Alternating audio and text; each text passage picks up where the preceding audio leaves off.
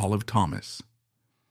She isn't a starlet you hear about every day, and yet she was once considered one of the most beautiful and sought-after talents in early Hollywood, before that system churned out iconic bombshells and heartbreakers on the regular. Olive embodied everything that felt brand new and wildly exciting about the silent film era. But hidden beneath her sweet, youthful facade was a whirlwind of scandal, desperation, soaring ambition, and yes, ultimate tragedy. Her short life reads like the script to a drama that no screenwriter could ever improve upon. Rags to riches, twists of fate, illicit romances, heartbreak, and a shocking end that left Tinseltown reeling. She was born in 1894 in Charleroi, Pennsylvania, back when the steel industry covered everyday life in a thick veil of soot and hope. There wasn't much glitz and glamour about this place. For a child named Olivia R. Duffy, yes, Olive Thomas was a stage name, life revolved around the predictable cycles of shift changes at the local factories and the small joys of a modest household. That's not to say her early days were entirely bleak. There was family love and a sense of neighborhood closeness, but it was all overshadowed by industrial hardship. Charleroi was one of those towns where most kids were expected to grow up, get a stable job at the mill, and keep their head down. But Olive had other ambitions, even if she didn't quite know it yet. Her father, James Duffy, was a steelworker whose long and exhausting shifts helped provide a steady, if modest, paycheck. Tragedy, however, has its own timetable. In 1906, when Olive was just 12, her father died in a brutal workplace accident. One day, he was a fixture in their home, quiet, sturdy, the man who kept bread on the table, and the next day he was just gone. This kind of event was sadly common in those days, but for Olive it turned her life upside down with terrifying speed. The heartbreak, the sorrow, and the sudden absence of a father figure placed unimaginable pressure on the family. Her mother, Rena, was left scrambling to make ends meet, moving the family to McKees Rocks, Pennsylvania, in hopes of better opportunities. Here, Rena took on grueling shifts in a factory, while Olive spent most of her time with her grandparents. The promise of a better life still felt remote, but survival was the immediate goal. If losing a parent wasn't enough, Olive soon had to grow up even faster. Around age 15, she dropped out of high school to work full-time. For a teenager, the daily grind of a low-paying, dead-end job was a bitter reality check. She spent hours on her feet selling fabric in department stores, dealing with customers who likely had no idea the bright-eyed girl behind the counter had a burning spark inside her. But as fate would have it, those grueling customer service shifts in the Big Apples or Pittsburgh's lesser-known shops prepared her for something else, an unshakable perseverance. From a young age, people around Olive noticed something that set her apart. She had mesmerizing violet blue eyes, framed by long dark lashes. Her skin seemed to glow, and her face was all gentle curves and warmth. This wasn't just some routine compliment about a pretty girl. Even in her early teenage years, it was obvious that she had the kind of beauty that could land her in the center of spotlights. Of course, that kind of attention at such a vulnerable age can be both a blessing and a curse. If people gawked, it was rarely with the same innocent curiosity a high school kid might garner. Olive was dealing with the unfiltered stares of older men, and sometimes their unfiltered intentions. Yet at 15, she didn't run from those looks. She believed in her own quiet way that there was a better life for her out there. Something bigger, grander, more rewarding than counting change behind a register. It didn't take long for romance to appear, though whether it was the best thing for her is highly questionable. At age 15, she met Bernard Krug Thomas, a local boy from McKees Rocks. Like so many impulsive teenage couples in that era, they mistook infatuation for true love and made a monumental decision. They got married in 1911 when Olive had just turned 16. This was the early 1900s, an era when no-fault divorces were still light years away and marriages were often leaps of faith taken by naive hearts. If the concept of a starter marriage existed back then, this was definitely it. They tried to set up a home, first living with Bernard's parents, then managing to get their own place. For a while, that might have felt like success, having a husband with a decent job, being a homemaker, not starving in a cold Pennsylvania winter. But it didn't take long for Olive to feel the deep dissatisfaction gnawing at her. She was too alive, too restless, too spirited to spend her days ironing shirts and tidying up the living room. In a bold move that must have rattled everyone around her, Olive made a split-second decision. She left Bernard and relocated to New York City in 1913. She was around 18. Divorces were messy and scandalous, and she was heading to a metropolis known for chewing up and spitting out newcomers. People can say a lot about Olive Thomas, but they can never accuse her of lacking courage. She wanted to model, and in New York she wasn't just content to do it on the side. She intended to make it. Her brand of confidence might have seemed naive to onlookers, but in her heart, that intangible pull towards stardom gave her the audacity to leave behind the emptiness of an unhappy marriage. New York City at that time was a pulsating center of possibility for someone who knew how to leverage their looks. It didn't take Olive long to find out she had something unique to offer. She soon started posing as an artist's model, working with respected talents like Raphael Kirchner and Penryn Stanlaws. What's more, in 1914, she famously won the Most Beautiful Girl in New York contest. Yes, that was a real thing, and she snagged the title. The hush-hush details from that period suggest that many of these modeling gigs involved her posing in the nude. Scandalous for the early 20th century, though ironically tame by modern standards. Of course, that also attracted more attention, some of it the slimy, unwanted kind, but for the ambitious Olive, it was a direct path into the world she'd dreamed about. She could no longer hide in anonymity. Now she was entering territory where men of influence were going to snap to attention at the mention of her name. Meanwhile, that hasty marriage she'd left behind was still undone, and it took until 1915 for the divorce with Bernard Thomas to become official. Bernard didn't go quietly. He accused her of desertion and cruelty, painting her as a heartless opportunist who put her ambition above their union.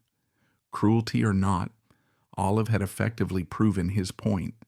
She was indeed focused on climbing out of the life she'd once known, forging a new identity that had no room for a teenage marriage that no longer fulfilled her. Whether she felt any guilt is unknown, but if she did, it was overshadowed by her next gigantic breakthrough. After just a year in New York, she landed a coveted role in the Ziegfeld Follies. If you picture a lavish stage with gorgeously costumed women dancing and singing before a rowdy audience of wealthy spectators, you're basically imagining the Follies. Florenz Ziegfeld, the man behind it, was known for selecting only the most ravishing women and dressing them in outrageous costumes. This was the big time, and Olive became one of his beloved Ziegfeld girls. An interesting side note is how she claimed to have gotten the role. She insisted she simply walked into his office and demanded a spot, skipping the usual audition process. Whether that's brash myth-making or a literal retelling, it gave her a more alluring persona. The girl from nowhere, who marched up to the highest figure in theatrical reviews and basically said, "You should hire me because I'm that good." But if the standard Follies were for the general public, Ziegfeld also ran a more risque after-hours show called the Midnight Frolic. This exclusive event was held on the rooftop of New Amsterdam Theater, far from prying eyes, and it was the place for men of serious means and questionable scruples to watch an even more tantalizing performance. The costumes, if you can call them that, were minimal. Some nights Olive was reputed to wear nothing but a string of balloons which wealthy men tried to pop with their cigars. This was part entertainment, part old-school scandal, and it put Olive Thomas on the map. She was no longer a sweet department store clerk from Pennsylvania. Now she was a siren for some of the most influential men in town, from bankers to foreign ambassadors. Among them was the German ambassador Albrecht von Bernstorff, who supposedly gifted her a pearl necklace worth $10,000, an astronomical sum in those days. Whether purely rumor or a kernel of truth, it underscores the reality of what these extravaganzas were like. Ambassadors, financiers, magnates, anyone with deep pockets could watch these beautiful women shimmy across the stage and might just offer up a diamond or two. Of course, these hush-hush parties were also breeding grounds for scandal, especially since many of these men were married or otherwise attached. And let's just say Olive wasn't only a star on the stage. She began capturing people's attentions in more private ways as well. One such person was York Ziegfeld himself. He was married to Billie Burke, who later became famous for playing Glinda the Good Witch in The Wizard of Oz. Despite this, Ziegfeld was known to have a string of affairs with his chorus girls, and Olive was no exception. They embarked on a behind-the-scenes affair, which naturally made Olive the other woman. Ziegfeld offered her lavish gifts, presumably exclusive privileges, and the intangible glow of being the boss's special companion. But in typical Olive fashion, she wasn't satisfied with an affair. She pressed him to divorce Billie Burke, to make their relationship official. But Ziegfeld, who had a reputation for juggling multiple showgirls at a time, had no intention of leaving his wife. In fact, Billie Burke was something of a philanthropic sweetheart to the American public, and divorcing her would have sparked massive controversy.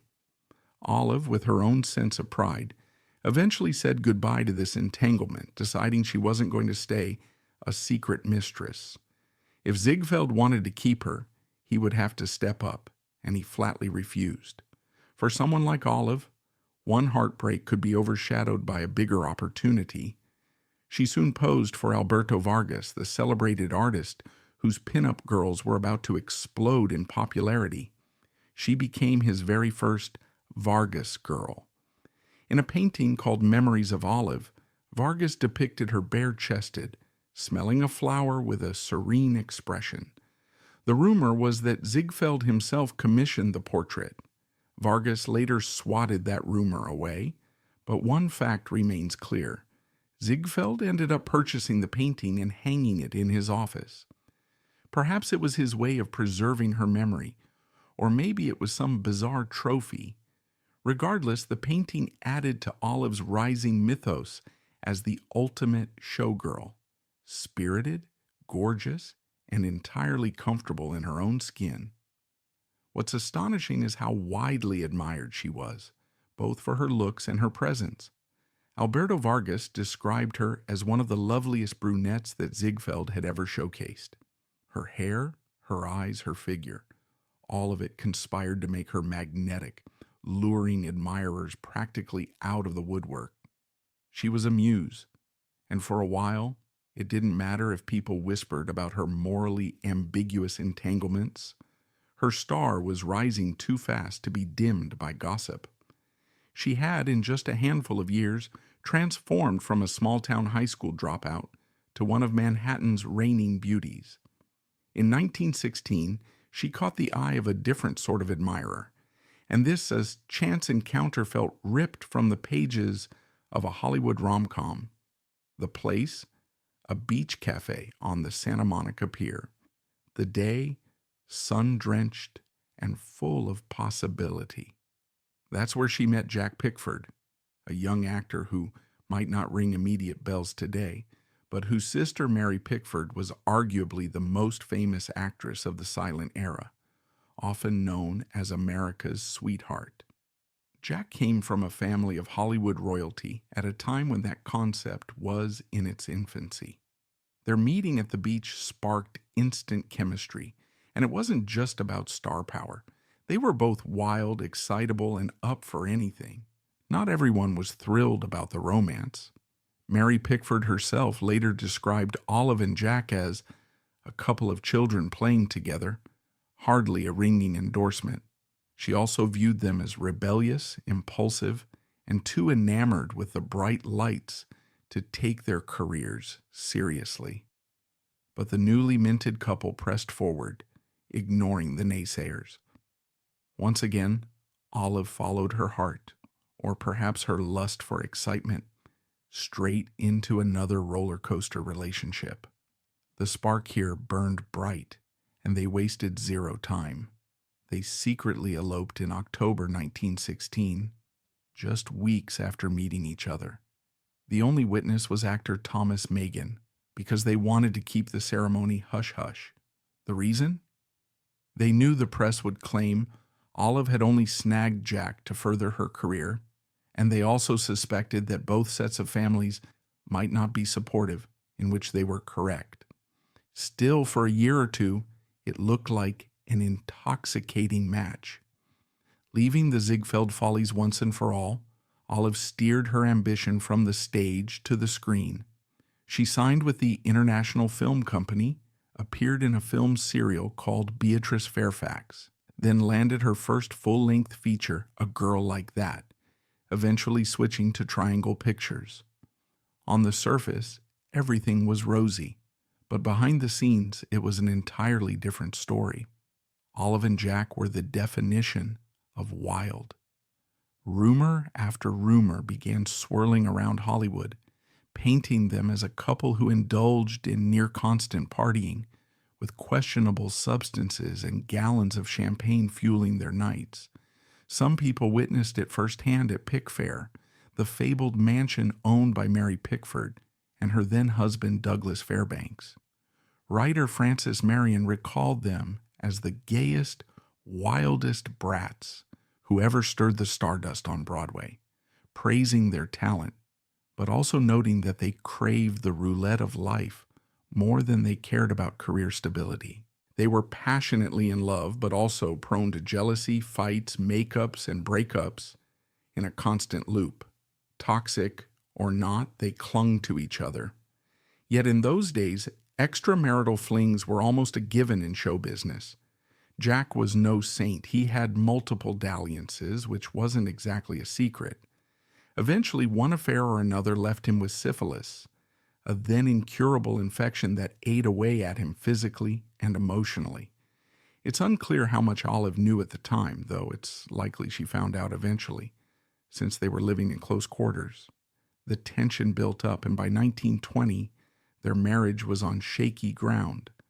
The big solution they came up with was to take a second honeymoon to Paris in the hope that a romantic getaway would rekindle their bond and help them start anew. This trip, however, would seal Olive Thomas's fate in a devastating and highly publicized way. Despite the lofty goal of repairing their marriage, they carried their partying tendencies to the City of Light. They installed themselves in the opulent Ritz Hotel and, according to various accounts, spent night after night clubbing in Montparnasse, sipping cocktails until the early hours. It was the kind of hedonistic spree they were already known for, but being abroad seemed to elevate the spectacle. Paris was an indulgent city, especially in the post-war climate of the early 1920s, and for the flamboyant couple it was as though no boundary existed between them and the next bottle of champagne. Then, in the wee hours of September 6, 1920, everything took a tragic turn. Around 3 a.m, they returned to their hotel suite, presumably under the influence of considerable alcohol. Jack stumbled into bed, presumably exhausted and tipsy, but Olive stayed up, rummaging around for something: water, sleeping tonic, something to calm her down or fight a headache. In a horrifying twist, she accidentally picked up a bottle of mercury bichloride solution.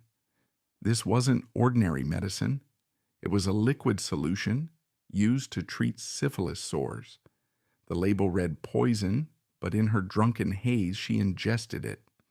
Moments later she let out a desperate cry, "Oh my God," waking Jack, who rushed in to find her holding the bottle. Panicked, she pleaded with him to see what was in it, and he realized with a wave of terror that his wife had just consumed something highly lethal. An ambulance rushed Olive to the American hospital in Neuilly-sur-Seine, where doctors did everything in their power to save her. For almost a week, she hovered between life and death. The newspapers ate it up. Headlines speculated about whether it had been a suicide attempt, an act of jealous rage, or even murder. Rumors circulated that perhaps Olive had discovered yet another of Jack's affairs, or that she was distraught over contracting syphilis herself. Others painted Jack as a villain who tricked Olive into drinking the poison so he could cash in on her insurance. The scandal overshadowed any sense of privacy. Photographers camped outside the hospital, reporters tried to bribe nurses for details, and theories flew with reckless abandon. Inside that hospital room, Olive was a shell of her former self, clinging to life while the mercury ravaged her organs. Even though she remained conscious and able to speak through most of it, she was systematically losing the fight. In heartbreaking glimpses, she would turn to Jack and ask if she could bring her nurse home to America. She spoke of returning to Pennsylvania to see her mother. It was as if her mind refused to believe she was dying. It's one of those unbelievably sad truths about the final days of a vibrant person's life. She was still making plans for a tomorrow that would never come. Her kidneys paralyzed from the toxins, and little by little, her body shut down. On September 10th, 1920, just 4 days after swallowing the poison, Olive Thomas died. She was 25. The magnitude of the tragedy swept through the entertainment world. One of the most luminous personalities to appear on stage and film was gone.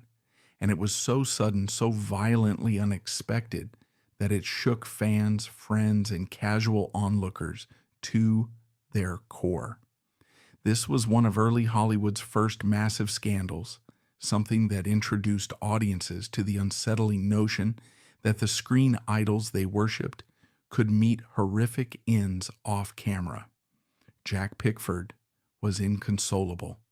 Grief-stricken, he arranged to bring Olive's body back to the United States by ship. At one point, he was so overwhelmed that he reportedly tried to throw himself overboard, only stopping when some inner voice or sense of familial duty told him he couldn't devastate his mother and sisters.